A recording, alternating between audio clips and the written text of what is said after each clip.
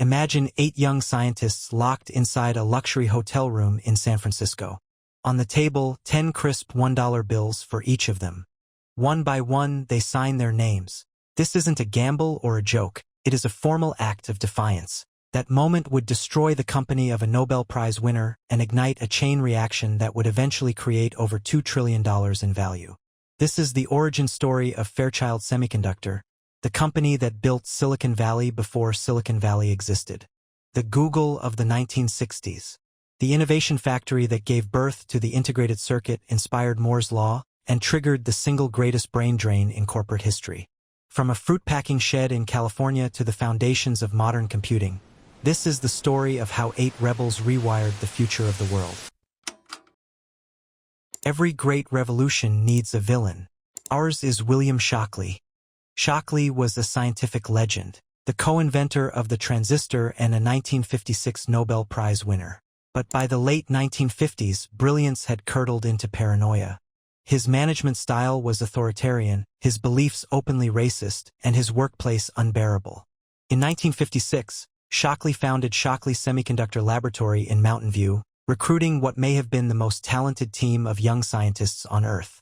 But instead of pushing the frontier of innovation, Shockley became obsessed with a flawed idea. A 4-layer diode he believed would revolutionize telephone switching. His team saw the future differently. While Shockley fixated on dead ends, his engineers wanted to build silicon transistors, a risky, unproven technology at a time when germanium still ruled the industry. The clash was inevitable. By 1957, frustration turned into mutiny. 8 of Shockley's brightest minds made an unthinkable decision. They would quit together. Shockley called them the Traitorous 8. History would call them founders. With help from a young financier named Arthur Rock, who would later pioneer Silicon Valley venture capital, the group secured $1.38 million from an East Coast company called Fairchild Camera and Instrument. On October 1, 1957, Fairchild Semiconductor was born. Its headquarters were a modest 14,000 square foot building at 844 Charleston Road, Palo Alto, now recognized as California Historical Landmark No. 1000. What started there wouldn't just change electronics. It would change how innovation itself works. Fairchild wasn't just building transistors. They were racing the clock. In the late 1950s, silicon was considered a nightmare material. Most of the industry stuck with germanium because it was safe. Robert Noyce wanted the opposite. He argued that silicon's real advantage wasn't performance. It was scale. Silicon came from sand, practically infinite, which meant the future wouldn't belong to whoever had the best material, but to whoever mastered the manufacturing process. That single insight would define Silicon Valley. Within 5 months, the team turned their empty building into a functioning factory. There was no equipment to buy, so they built everything themselves. They wound their own diffusion furnaces, pulled their own silicon crystals, designed tools that literally didn't exist yet. Their first breakthrough was the Mesa transistor, named after flat-topped desert mountains because of its shape. It worked, and it worked well. Then came the moment that saved the company. In 1958, IBM placed an order for 100 transistors, priced at $150 each, for the guidance computer of the B-70 bomber, one of the most advanced aircraft ever designed. The two N696 and two N697 quickly became the gold standard. By the end of their first full year, Fairchild was profitable, pulling in over $500,000 in revenue. They had proven silicon could win. But the victory didn't last. The Mesa transistor had a fatal weakness. Its internal components were exposed. Dust, metal flakes, microscopic contamination. Any of it could kill a chip. And when the U.S. military began using Fairchild devices in Minuteman nuclear missiles, reliability wasn't optional. If Fairchild couldn't fix this, they were finished. The solution came from the most unlikely place. Jean Horny, a brilliant and famously difficult Swiss physicist, had an idea so radical it had already been rejected by Bell Labs. The industry believed the protective oxide layer on silicon was dirty and had to be removed. Horny thought the opposite. On December 1, 1957, he wrote a simple note in his lab book. What if we never remove the oxide at all? Instead, he proposed carving tiny windows into the oxide and diffusing materials through them, leaving the surface sealed and protected. The result was the planar transistor. Flat, stable, and reliable. But more importantly, it was repeatable. For the first time, transistors could be printed, not handcrafted. Photolithography turned electronics into something closer to publishing than metalwork. Historians would later call the planar process the most important innovation in semiconductor history, and it unlocked the next leap.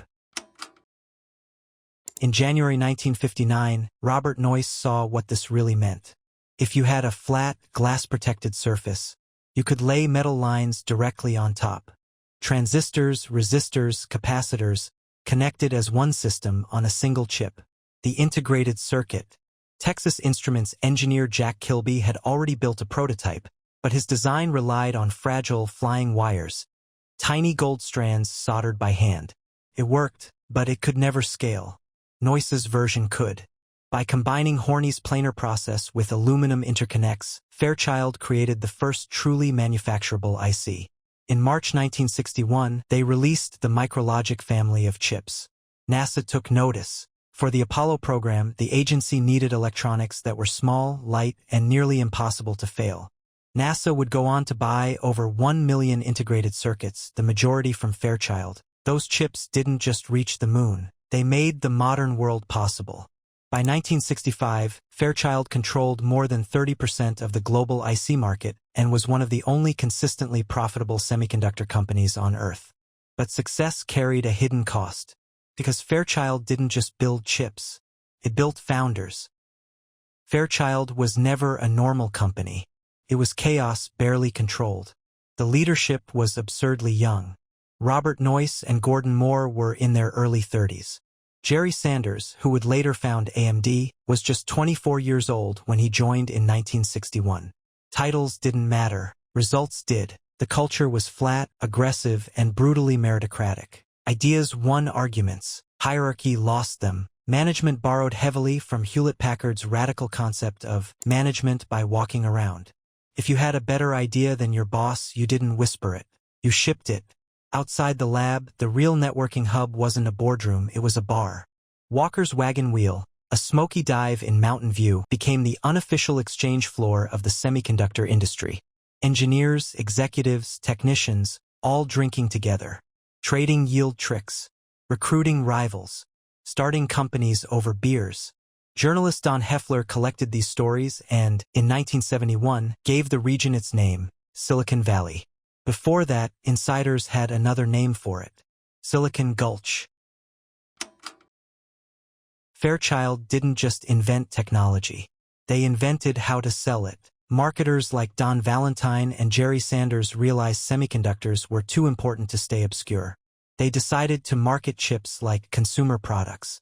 In 1967, Fairchild aired one of America's first ever 30-minute television infomercials, broadcast on 32 stations, explaining integrated circuits to the public. No tech company had ever done that. Fairchild also thought globally, long before globalization was fashionable. In 1963, they opened an assembly plant in Hong Kong.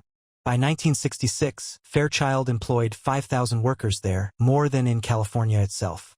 Another facility opened in Shiprock, New Mexico, on a Navajo reservation, eventually employing over 1,000 workers, mostly Navajo women.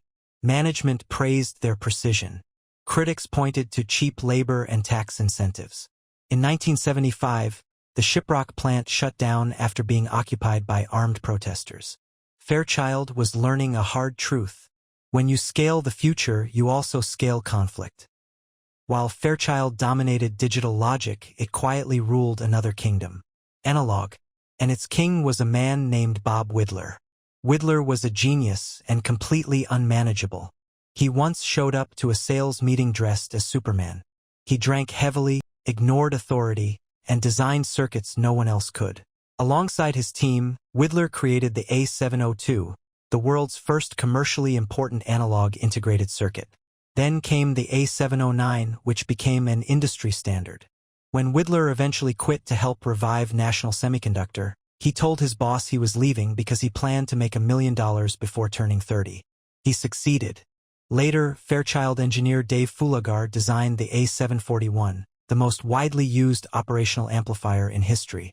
To this day, it's still taught in engineering classrooms around the world. These weren't just products, they were templates. Fairchild had become something unprecedented. A company that didn't just make employees, it manufactured founders, and that would become its greatest weakness. By the late 1960s, Fairchild was cracking. Not because the technology failed, but because success came faster than the company could handle. Fairchild's parent company on the East Coast was conservative, risk-averse, obsessed with short-term cash. Instead of rewarding the engineers who were building the future, it treated Fairchild like a cash machine, draining profits to fund failing side projects. There were no meaningful stock options, no reason to stay, and so the exodus began. In 1967, manufacturing genius Charlie Spork left to run National Semiconductor, taking an entire core team with him. As chaos mounted, the parent company turned to an outsider to bring order back. His name was Lester Hogan, a former executive at Motorola. He arrived with 100 managers, nicknamed Hogan's Heroes, wearing pinstriped suits and white shirts, trying to impose corporate discipline on a company built on rebellion. The culture clash was instant and fatal. In 1968, Fairchild lost its soul. Robert Noyce and Gordon Moore resigned. They took Andy Grove with them. Their new company was called Intel. A year later, Hogan fired Jerry Sanders. Sanders walked out and founded Advanced Micro Devices AMD. Fairchild didn't collapse in one moment. It evaporated one founder at a time. Here's the paradox. Fairchild Semiconductor failed as a company, but it succeeded as something far more important.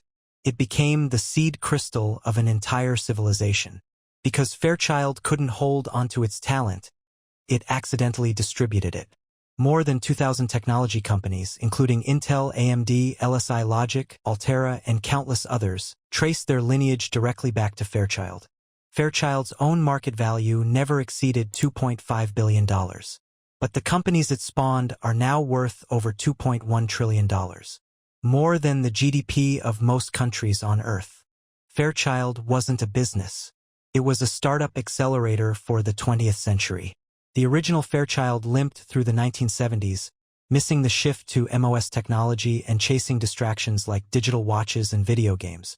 In 1979, it was sold to Schlumberger for $425 million. 8 years later, Schlumberger gave up and sold it to National Semiconductor, run by former Fairchild alumni, for just $122 million. A humiliating end. Or so it seemed. In 1997, the Fairchild name was resurrected in a leveraged buyout. This reborn company became a quiet giant in power management, eventually being acquired by ON Semiconductor in 2016 for $2.4 billion. But by then, the real legacy had already escaped the building. Today, most of Fairchild's original buildings are gone. But its DNA is everywhere. In your phone, your laptop, the internet, and the spacecraft that carried humans to the moon.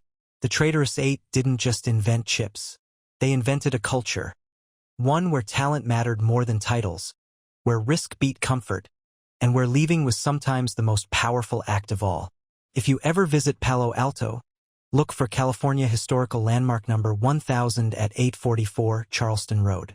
It looks ordinary, but that old fruit-packing shed is where the future learned how to multiply itself. And it never stopped.